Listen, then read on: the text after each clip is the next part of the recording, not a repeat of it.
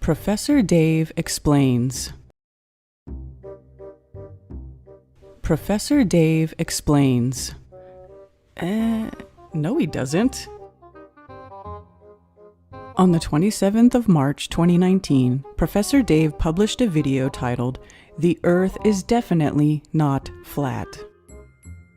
From Professor Dave. Anti-science mentality is rampant in this day and age, and one of the more peculiar aspects of this trend is the current fad that is the flat Earth model. There exists a group of people who believe that against everything we have come to learn throughout the scientific revolution, the world is actually flat and the center of the universe. That's not all. There's a big cover-up with NASA and all the governments, like some real sci-fi stuff. Let's go through some of the talking points of this model and see if we can deconstruct it all. Shall we? Please note the words anti-science and scientific revolution. That's a lot of science. The good people at Globebusters responded to Professor Dave in their episode, "The Earth Definitely Is Flat, Debunking Professor Dave." On the 2nd of July 2019, Professor Dave published another video titled, "The 10 Things That All Flat Earthers Say." Point 4 in Professor Dave's presentation was 4. How can our atmosphere be next to a vacuum? I'm not a, quote, flat earther, but his dishonesty was in direct contradiction to my bell jar vacuum pump observation and, most importantly, the second law of thermodynamics. Quotes from the video. You are all quite perplexed about how the Earth's atmosphere can exist next to the vacuum of space. This one is quite amusing because what's happening is that since you have no science education, your only word for the word vacuum is vacuum cleaner. And again, because you have no science education, none of you understand how a vacuum cleaner works, which is a problem because you seem to think that outer space is a vacuum cleaner. I'm not quite sure what Professor Dave is implying about our level of intelligence and understanding. You decide. Professor Dave puts it in simple and understandable words for people without his science education. Quotes from the video. Earth's atmosphere displays a gradient because gravity exists. There's a lot of atmosphere right near the ground, and then as you rise, because fewer and fewer molecules will have less kinetic energy to go so high, it gets thinner and thinner and thinner until there's none left. Then you're in space. It's that simple. Oh, it's that simple. Nothing to do with A, the water cycle, geological cycles, chemical cycles, and various Earth processes, or B, the way the Earth and atmosphere is heated by the sun, the presence of convection currents and weather, C, the second law of thermodynamics. What with Professor Dave having had a science education and using the word science, I thought I would ask him for some personal empirical evidence so we could all review it and be enlightened by his scientific wisdom. On the 4th of June 2019, I left a comment for Professor Dave. Professor Dave, you are lying, disingenuous, and dishonest. Point 4. You are stating that all flat earthers, yes, you use the word all in your title, say or imply that space is like a vacuum cleaner and sucks. You use this to distract and obfuscate from the incontrovertible facts. Watch the video, Vacuum Pump with Smoke and the Behavior of Gases when Exposed to a Pressure Differential, Second Law of Thermodynamics. The observations show that you cannot have a gas, with a gas pressure gradient or not, next to an area of significantly lower pressure. That would be a violation of the second law of thermodynamics, unless people are science deniers. The observation shows that the force of gravity cannot prevent the diffusion of the gas towards the area of lower pressure. Whether there is a gradient or not makes no difference to the outcome. The gas will diffuse into the area of lower pressure. You teach at an institution and have access to the equipment. Repeat the observation, record it, and put it on your channel for all to see. An observation of gas staying in the bell jar subjected to a suitable pressure differential. I look forward to seeing your recorded video, empirical evidence, supporting your assertion on this channel, or a retraction of your statement, unless of course you wish to deny the second law of thermodynamics. And you state that flat earthers have no science education. No word salad or nonsense from this point, Professor Dave. Just your own recorded empirical evidence from an observation or experiment that is repeatable and reproducible by anyone with a bell jar, vacuum pump type setup. It shouldn't need more than the weekend to record and publish a video for all to peer review, and of course I will apologize and retract this statement when your experimental results prove the second law of thermodynamics wrong. Screenshot of the comment I left.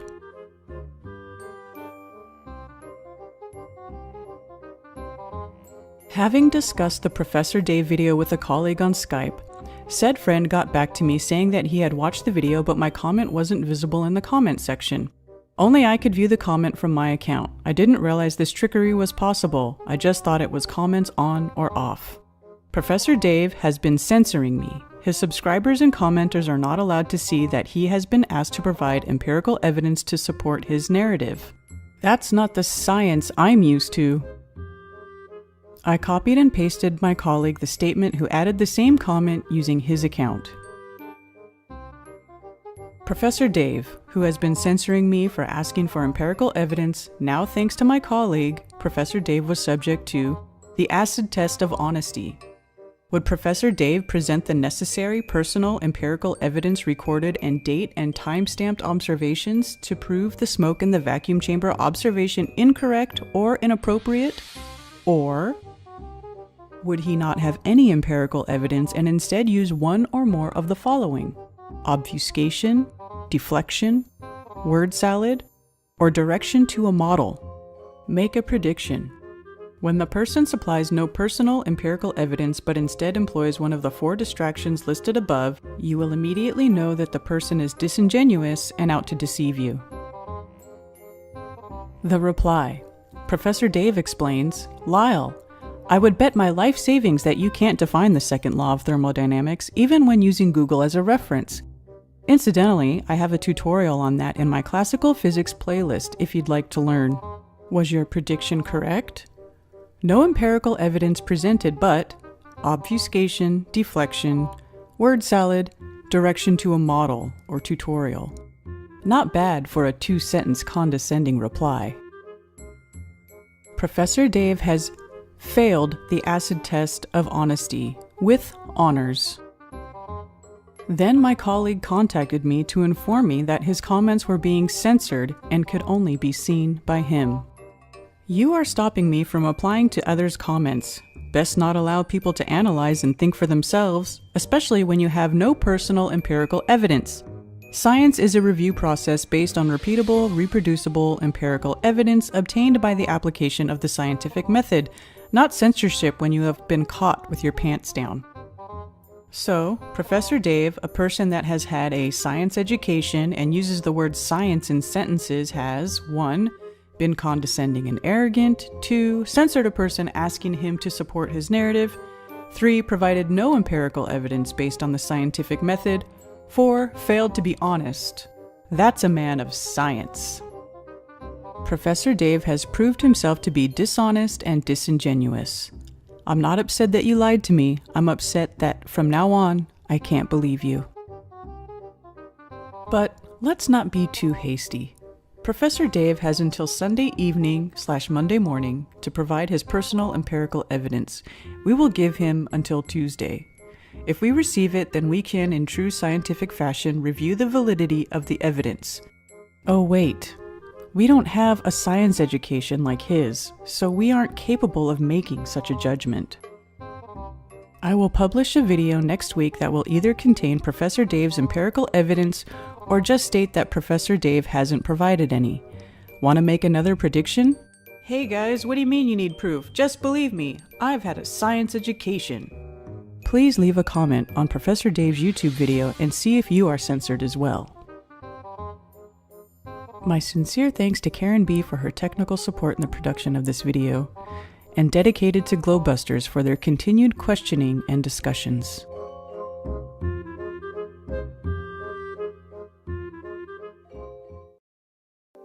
The Smoking Gun.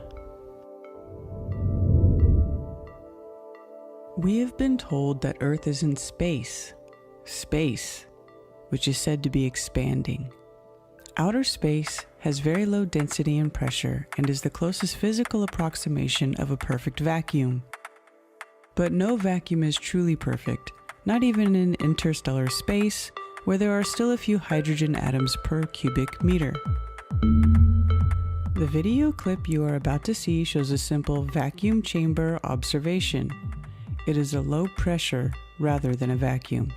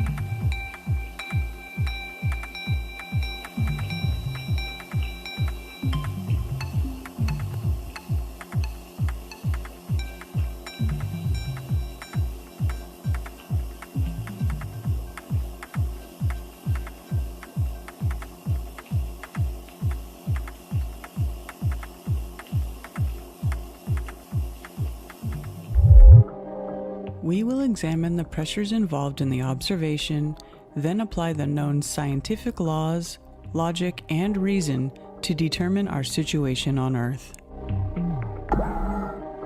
Average atmospheric pressure at sea level: 101,325 Pascal, 760 torr, 1013.25 millibar.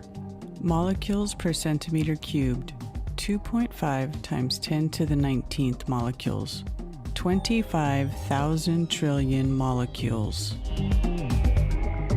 During the observation, there was a maximum 51,000 times pressure differential between the inside of the bell jar and the outside atmosphere at sea level. Smoke or gas under the influence of a 51,000 time pressure differential. Gravity that is said to exist cannot prevent the diffusion of the smoke or gas at a 51,000 time pressure differential. At only a 51,000 times pressure differential, the smoke diffuses into the area of lower pressure in accordance with the second law of thermodynamics. The smoke, or gas, is not prevented from diffusing away by any force present or anything that could be thought of as a force. Deep space, which is said to be expanding. The pressure of space is quoted as being 3 times 10 to the negative 15 Pascal, 1 times 10 to the negative 17 torr, 1.33 times 10 to the negative 17 millibar. Molecules per centimeter cubed. 10 to the negative 6 molecules, or 0.000001 molecules, or 1 millionth of a molecule. Excuse the maths. You need to scale up the volume to get to 1 real molecule. What would happen to the gases of the atmosphere? A pressure differential of approximately 76 trillion between deep space and atmospheric pressure at sea level. This is a simple observation that anyone can perform or view on YouTube. The observation is self-explanatory. If you think you live on a globe flying through infinite expanding space, then what are you breathing? Because it sure isn't air. Some people may bring up the principle of a gas density gradient within the atmosphere. And then the water degasses and starts to boil. Rivers, seas, and water bodies begin to decrease in volume, and living things suffer a most horrendous fate.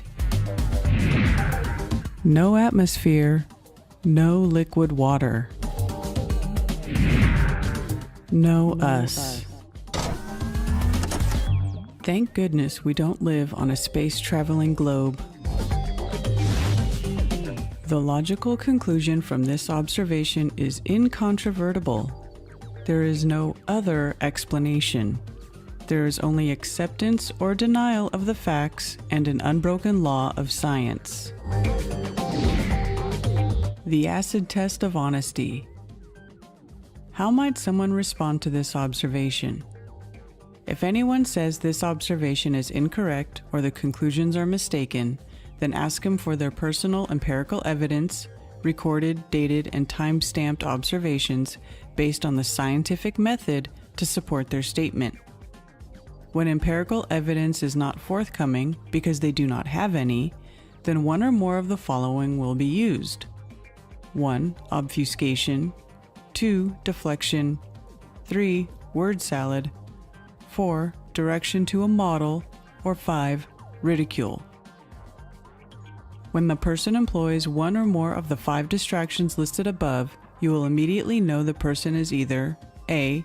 Disingenuous and lying to you, B. Cognitively impaired, or C. Suffering cognitive dissonance. Whatever the person's reasons, they are being dishonest and should not be trusted. Where does this leave us? We still live where we have always lived, just not there. It's an amazing place full of fascination and wonder. Observe, explore, and experience. My sincere thanks to Karen B. for her technical support in the production of this video, and my apologies for not thanking her for the last video she did for me. Dedicated to Nathan Oakley for his stewardship of the purity of the scientific method, a most precious and precise tool available to humanity to help us explore and understand the nature of our reality.